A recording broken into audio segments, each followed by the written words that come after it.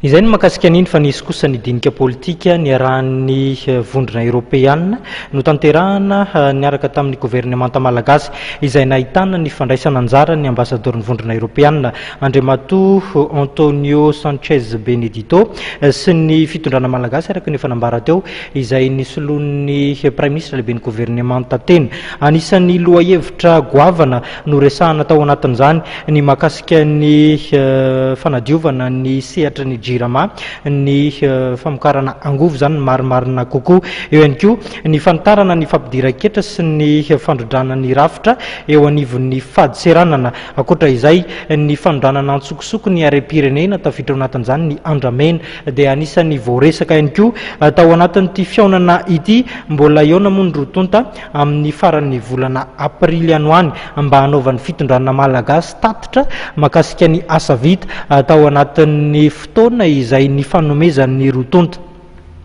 Io valafim-baovao afa tanteraka kosa indray tsika nany ny heviny makasika indrindra ny fahalanin'ny sata manokana izay mifehy ny tanàn'Antananarivo ny solombavam-bahoaka voafidy teo Antananarivo tao anatin'ny boribory-tany fahadimy Andriamatoa Naivo Raholdinina naneo ny fankasitrahana ary nitondra fisaorana moa ity solombavam-bahoaka ity.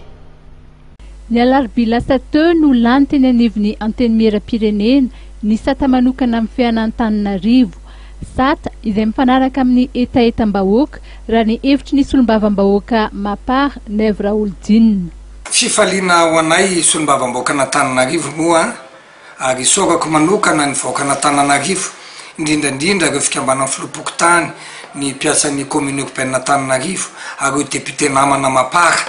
Mapara moa zany tena teo indrindra fa ireo namana avy any Toliara anisan'izany député Roberto ry Marany Arisy ry député Jean Saka zay nanampy anay Antananarivo fa dia lany ny satan'Antananarivo amafisiko fa tsy maintsy nasiana sata manokana Antananarivo no mareny vohitra azy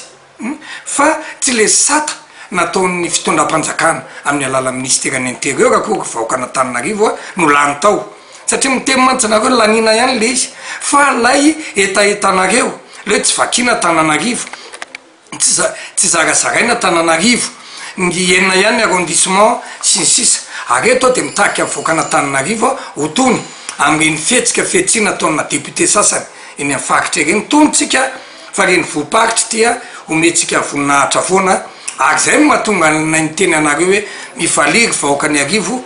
ao dia analamangako iarivo koa nomerina ndreto zay solokangako fa sambola tafaverina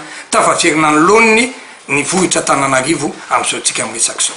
Itondrana ity solombavam-bahoaka ity fanazavana misimisy kokoa ny mikasika izay mandritry ny fandaharana aktualité amin'ny alahady avy zao ary ho resahany ihany koa ny toerana misy ny Mapara manoloana ny fifidianana ho avy.